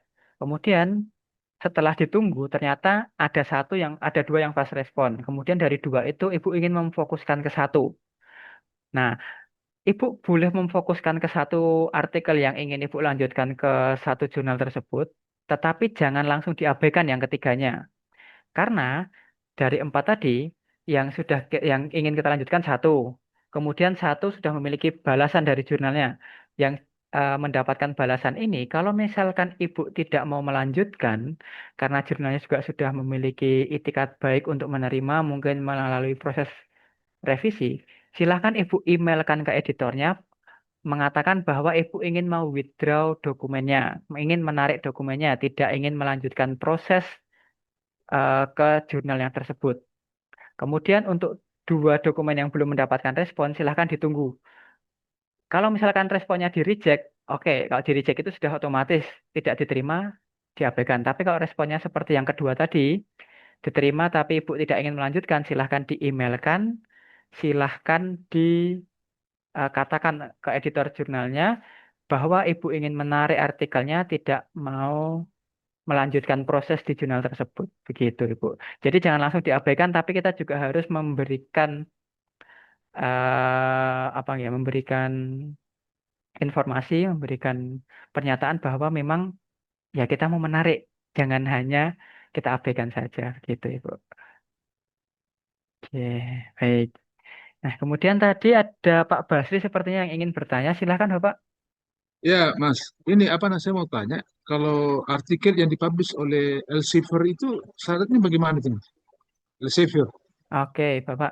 Kalau untuk Elsevier itu seperti ini tadi, Bapak. Elsevier itu kan publisher, pasti di dalamnya juga banyak jurnal-jurnal. Tinggal nanti Bapak bisa cek jurnal-jurnal apa saja yang ada di publisher Elsevier. Kemudian untuk syaratnya apa saja, sama seperti tadi, silahkan nanti Bapak masuk ke homepage jurnalnya, seperti ini contohnya. Jadi di sini tadi kan kita sudah membuka salah satu jurnal dari Elsevier. Nah, di Elsevier ini silahkan nanti Bapak masuk ke homepage jurnalnya, seperti ini. Setelah Bapak masuk ke homepage jurnalnya, silahkan kunjungi di bagian Guide for Author di sini. Nah, di bagian Guide for Author, kemudian silahkan Bapak scroll ke bawah, Ngantuk kok. kemudian cari tentang, nah ini tentang submission checklist, kemudian tentang, apa lagi nggih? Nah, ini tentang writing and formatting, banyak sekali Bapak, tentang submission declaration, editing and publishing. Nah, semua informasi yang ada di bagian Guide for Author ini, silahkan nanti Bapak-Bapak baca-baca, silahkan diteliti apa saja yang perlu dilengkapi seperti submission declaration, authorship, kemudian tentang file formatnya harus apa, seperti ini, file formatnya harus dalam bentuk apa, title page-nya harus bagaimana, abstraknya harus berapa kata, itu pasti semua diatur dalam author guideline-nya atau guide for author. Maka nanti kalau misalkan Bapak ingin masuk ke jurnal Elsevier, silahkan kunjungi homepage-nya, silahkan cari author guideline-nya. Begitu Bapak. Gitu Pak Basri. Izin Mas William tanya, Iya, silahkan Ibu. kalau misalnya tadi itu eh, sampai batasan mana kita bisa menarik jurnal, maksudnya tidak jadi. Apakah misalnya sudah aseptif tapi belum publish, itu tidak boleh lagi ya secara etika? Tidak boleh Bu, kalau sudah accepted itu sebaiknya jangan. Jadi kita memang tidak ada aturan bakunya, tapi seperti yang Ibu sampaikan tadi, itu adalah secara etika. Etikanya kalau kita sudah melalui banyak proses, mereka juga sudah bekerja, kita sudah bekerja, dan mereka sudah cocok dengan artikel kita, kok kita tiba-tiba mengurungkan niat kita, kita ingin menarik. Nah, itu juga kurang etis. Jadi untuk sejauh mana kita bisa menarik, kalau misalkan tidak ingin melanjutkan, mungkin Ibu bisa menarik sampai revisi yang pertama. Jadi ketika Ibu baru tahap revisi awal atau di review awal, initial review ataupun mungkin peer review pertama, kalau misalkan Ibu tidak mau melanjutkan, silakan Ibu emailkan di situ. Jadi langsung kita katakan di awal. Tapi kalau Ibu sudah melewati beberapa proses review, melewati beberapa proses revisi, kalau Ibu ingin menyerah di tengah jalan, ingin menarik di tengah jalan itu juga kurang etis, kurang eh, baik begitu Ibu. Jadi sebaiknya kalau kita ingin menarik memang lebih baik di awal gitu Ibu. Baik, terima kasih. Iya, sama-sama Ibu Nurmati. Oke, baik Bapak Ibu. Nah, sepertinya menarik sekali begitu ya Bapak Ibu terkait pencarian jurnal tujuan ini.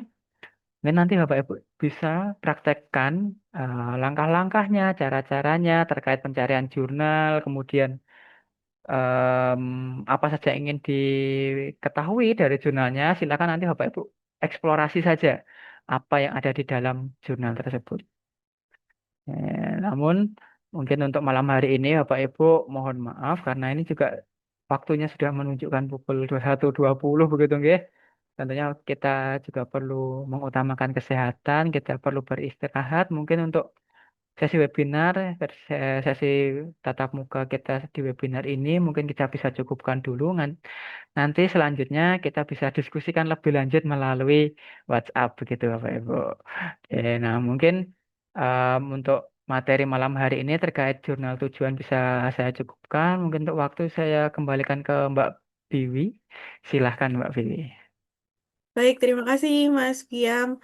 Materi yang luar biasa ya, saya melihat Bapak Ibu cukup tertarik dan untuk pencarian jurnal ini, pastikan nanti setelah ini Bapak Ibu untuk mencari jurnal, menemukan jurnal yang tepat dan sesuai dengan apa yang sudah disampaikan Mas Piam gitu. Malam hari ini Bapak Ibu mohon izin kita cukupkan terlebih dahulu. Kita akan bertemu kembali eh, di sesi 7 begitu ya pembuatan template begitu. Menyesuaikan template sesuai dengan jurnalnya. Oke, terima kasih Bapak Ibu atas atensi dan semangat yang luar biasa pada malam hari ini. Tetap semangat sampai nanti, nggih, sampai di akhir di sesi ke-8. Semoga Bapak Ibu bisa segera menyelesaikan papernya.